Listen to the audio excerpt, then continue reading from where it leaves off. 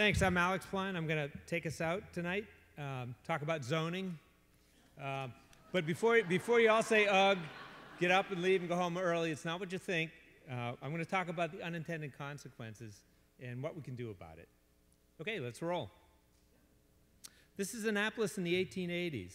It's amazing. This was created with no zoning code, but today it would be illegal to build. Initially, zoning was used to prevent something like a copper smelting plant next to a residence. But fast forward to today, we have 1,700 pages of code, which often yield counterintuitive results that just don't seem quite right. It's not the way it is, it's the result of the rules we put in place over the last century. Here's some examples.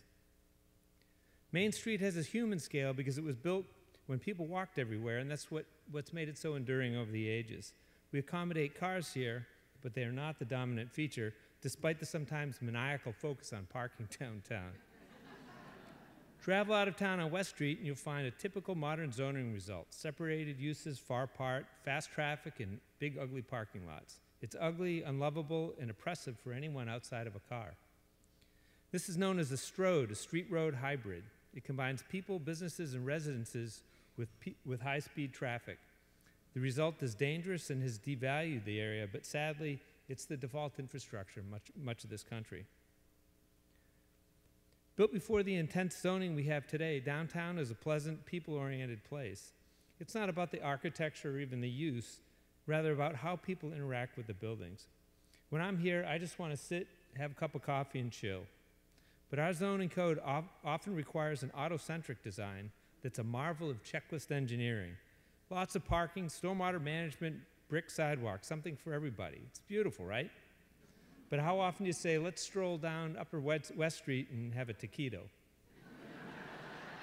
Everyone loves Snowflake Alley. It's inviting and interesting and gets you where you want to go quickly and follows the observation made by the famous urbanist Jane Jacobs. Quote, most blocks must be short, that is, streets and opportunities to turn corners must be frequent.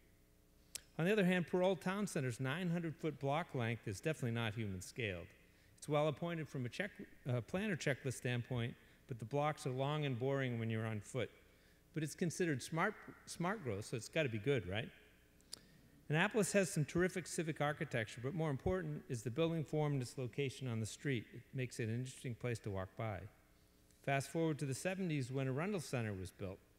Its placement on the block hides it from people, and that wall is so despotic to anybody walking by. We probably should paint a mural of some of our favorite dictators on it. What kind of nonsense produces this?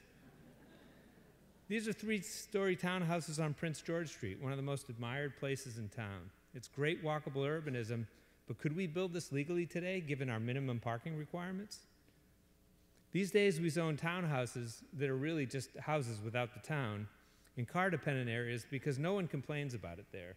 But then we wonder why everybody drives everywhere. I call it density without urbanism, and it's the worst of both worlds. Street layouts determine how easy it is to get around. Once cars gained mass popularity and Americans started using them as prosthetic devices, we changed the pattern because it was assumed everyone would drive everywhere, so connectivity wasn't important. Our older neighborhoods like Eastport, West Annapolis, and Murray Hill have traditional street grids that make walking and biking efficient and pleasant, and as an added benefit, they distribute car traffic and provide redundancy in the case of emergencies, like we have sometimes down on the neck. But now we create one-way in, one-way out cul-de-sac neighborhoods, which we think produce the idyllic American dream with no traffic on the street, but they greatly lengthen the distance people have to travel to get anywhere. The result is everyone has to use the same pavement, whether they are commuting to work or just getting a quart of milk. If you put this together with lack of connections, you end up funneling walkers, cyclists, and drivers onto busy, congested roads to everyone's detriment. Rules are important, of course, but when we use zoning to fight every little thing we don't like, we end up with a Byzantine code mess, and that often produces large disruptive change that's exactly what we're fighting against in the first place. So let's pick our battles carefully. In the comprehensive plan update, let's do things differently and get back to promoting people-oriented places. If we allow smaller incremental change in our city, we'll evolve organically like before. The right balance is no neighborhood should experience radical change, but at the same time, no neighborhood should be exempt from change. Sure, we might end up with something ugly or cool depending on your perspective, but that's what vibrant cities are: messy, complex, dynamic organisms, and we have to let them breathe. So remember, if you always do what you've always done, you'll always get what you've always got. Thanks for listening, and if you found these topics interesting, check out my blog at teampline.org for a deeper dive in these topics. Thanks.